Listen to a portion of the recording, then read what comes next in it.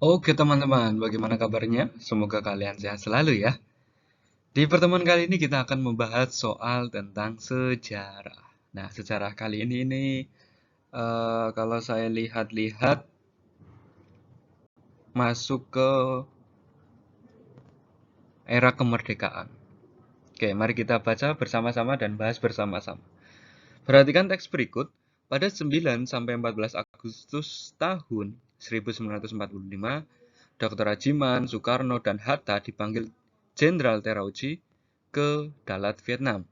Pertemuan tersebut membahas janji kemerdekaan dan penentuan wilayah Indonesia.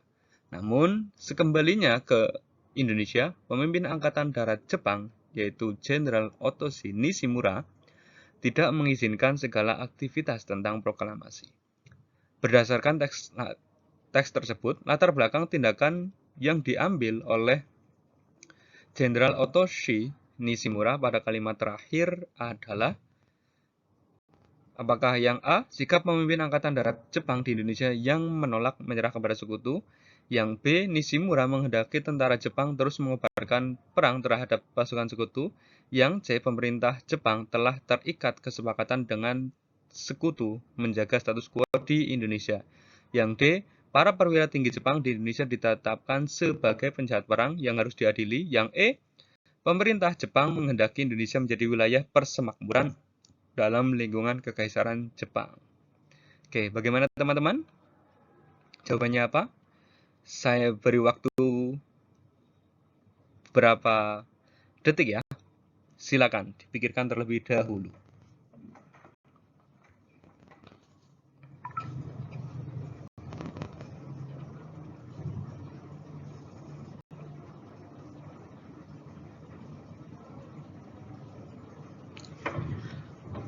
Bagaimana teman-teman?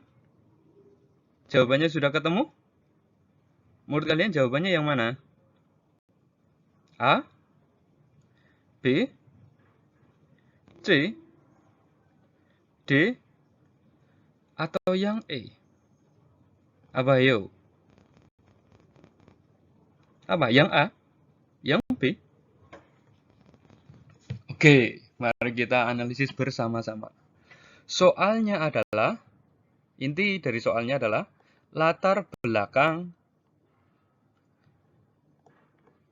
Jenderal Otoshi Nishimura.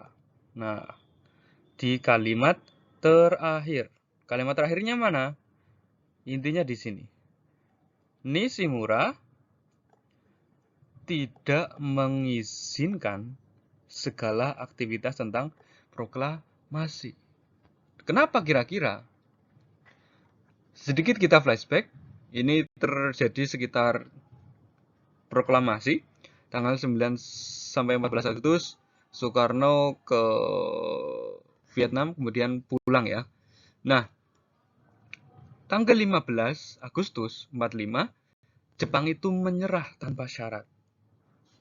Kemudian terjadi pergolakan di Indonesia. Nah, sikap menyerah Jepang ini mengakibatkan suasana di Indonesia ini menjadi agak mencemaskan bagi perjuangan rakyat Indonesia. Antara takut dan berani untuk melakukan proklamasi, dan akhirnya berani. Yang menjadi pertanyaan, kenapa Nishimura itu tidak mengizinkan? Nishimura melarang tentang proklamasi. Kita analisis dari poin yang A. Sikap pemimpin Angkatan Darat Jepang yang menolak menyerah pada sekutu. Ini pilihan ganda yang salah, karena sebenarnya Jepang ini menyerah. Yang B, Nishimura menghendaki Jepang terus mengubarkan perang. Ya, mungkin Nishimura menghendaki untuk terus perang, akan tapi kondisinya sudah tidak memungkinkan sehingga Jepang menyerah. Yang C, pemerintah Jepang telah terikat, telah sepakat dengan sekutu untuk menjaga status quo.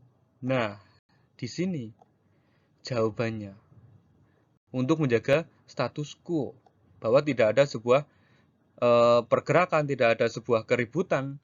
Intinya Jepang di Indonesia setelah tanggal 15 itu bertugas untuk mengamankan supaya tidak terjadi pergolakan yang begitu hebat sampai sekutu nanti datang. Nah, Jepang tugasnya pada waktu itu adalah ya tadi menjaga situasi. Dia tidak melakukan perang dan dia juga tidak mengizinkan adanya proklamasi. Jadi Jepang ini sudah terikat karena tadi menyerah kepada sekutu. Coba yang D, kenapa yang D salah? Para petinggi Jepang ditetapkan sebagai penjahat perang.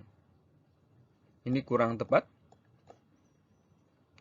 Kemudian pemerintah Jepang menghendaki Indonesia menjadi wilayah persemakmuran. Ini juga tidak. Jepang di sini statusnya antara bingung dan tidak bingung, antara berani untuk perang dan tidak berani.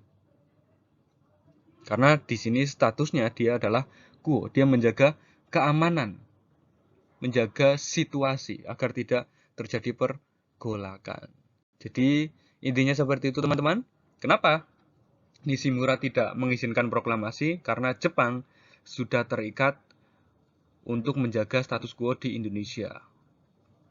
Karena apa? Karena Jepang pada waktu itu tanggal 15 Agustus 45 sudah menyerah terhadap sekutu. Begitu teman-teman penjelasan dari saya. Kurang lebihnya mohon maaf. Semoga tambah paham, semoga tambah mengerti. See you.